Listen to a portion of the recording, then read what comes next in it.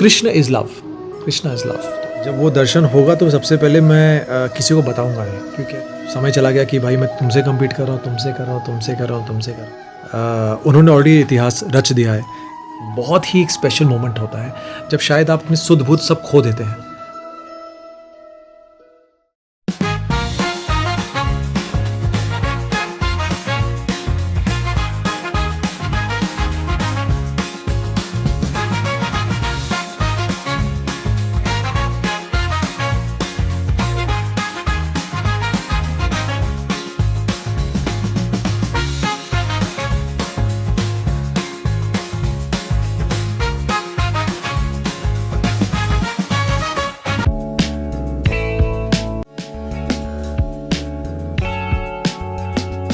Well, hi, I'm Sharath Malhotra and you're watching फिल्मी चर्चा।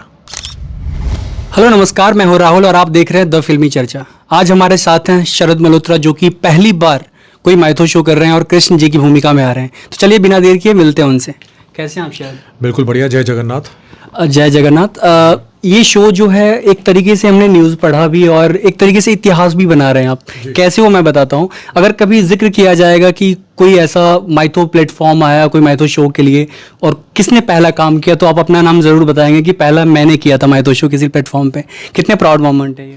बिल्कुल, आई थिंक बहुत सही कहा आपने कि ये पहली बात तो आई थिंक हरिओम उन्होंने ऑलरेडी इतिहास रच दिया है कि वो देश के सबसे पहले स्पिरिचुअल और डिवोशनल OTT ऐप है, जहां आपको भिन्न भिन्न प्रकार के जो हमारे देवी देवता हैं इतने सारे, उनकी कहानियाँ जिनके बारे में हमने सुना है इतना बचपन से, वो आपको देखने को मिलेंगी।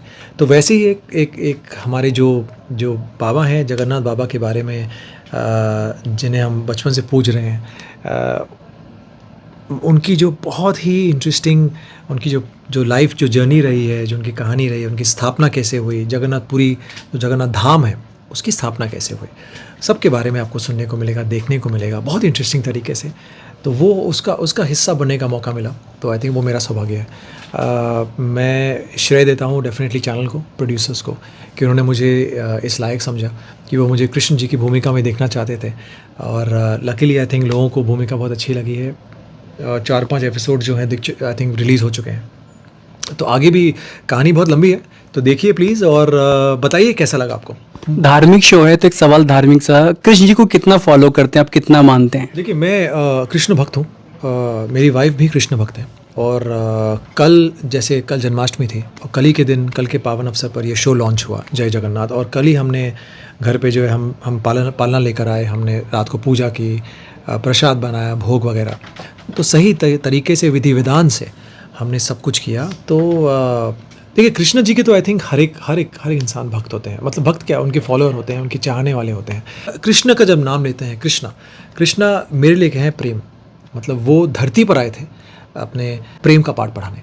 तो Krishna is love, Krishna is love. तो आई थिंक सभी उनके हैं। हम मैं भक्त तो नहीं, मैं उनका होते हैं, हम सब उनके फ़ैन हैं यार। मतलब वो हम उनको सुपर हीरो देखते हैं, हम उनको एक नटखट, चार्मिंग, गुड लुकिंग, एकदम डैशिंग जो हम कहें, कृष्ण जी को हमने वैसे ही देखा है। मतलब इतने सुंदर, इतने सुशील और इतने विराट रूप में भी जो हमने देखा है टीवी पर। तो ये जो है जय जगन्नाथ में आपको उनका एक अलग रूप दिखेगा, जो नील माधव के रूप में दिखेगा। पहले कृष्ण जी के रूप में, फिर नील माधव के रूप में, फिर जगन्नाथपुरी के रूप में।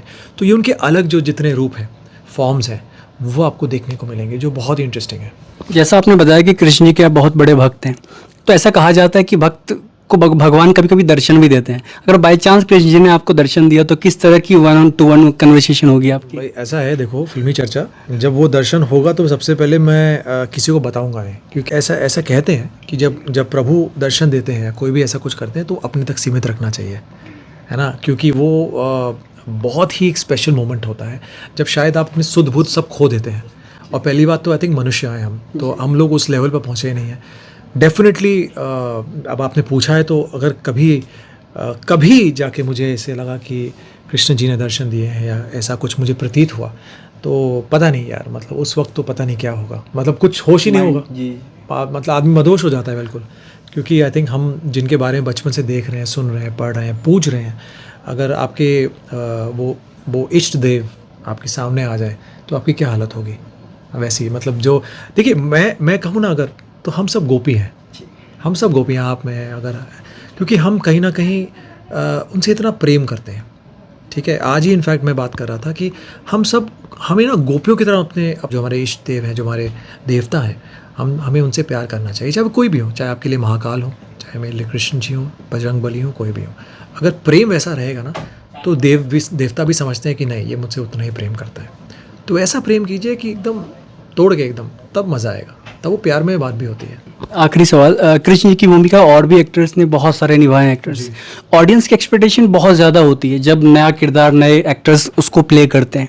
क्या खुद से कोई कंपटीशन की, नंबर 1 की रेस की कोई कंपटीशन? देखिए मैं पहली बात तो कंपटीशन खुद से होता है ना, क्योंकि अब वो समय चला गया कि भाई मैं तुमसे कम्पीट कर रहा हूँ, तुमसे कर रहा हूँ, तुमसे कर रहा हूँ, तुमसे कर रहा हूँ, कुछ मतलब नहीं है, क्योंकि सब भाग रहे हैं।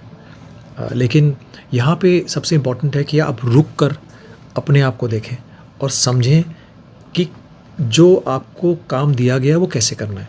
तो मेरे लिए इम्पोर्टेंट था कि मैं जब पहली बार तो मुझे जब उन्होंने ऑफ़र किया तो मुझे लगा अरे बहुत बड़ा एक बहुत बड़ी जिम्मेदारी है, क्योंकि कहीं ना कहीं लोग आपको सुनेंगे, आपको देखेंगे, कहीं ना कहीं प्रभावित भी होंगे।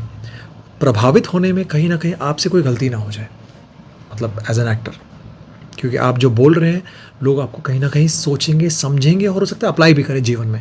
जैसे कृष्ण जी के बहुत सारे जो अगर आप सुने उनके प्रवचन जो हैं, उनकी जो सीख है कि कर्म कर फल की चिंता मत कर, तो वो सबसे इम्पोर्टेंट है। जिसमें अब मैंने जो सीखा है कि पता क्या होता है, कई बार हम बोलते हैं जीवन में कि हमें ना घर चाहिए, गाड़ी चाहिए, बंगला चाहिए, पैसा चाहिए, सब कुछ, क्योंकि हम मनुष्य हैं, हमारी इच्छाएं होती हैं, और जब नहीं मिलता तो बहुत बहुत कहीं ना कहीं तकलीफ़ होती है, दुखी होता है मन। लेकिन पता है वो जब भी चीज़ होती है ना वो सही समय पे मिलती है।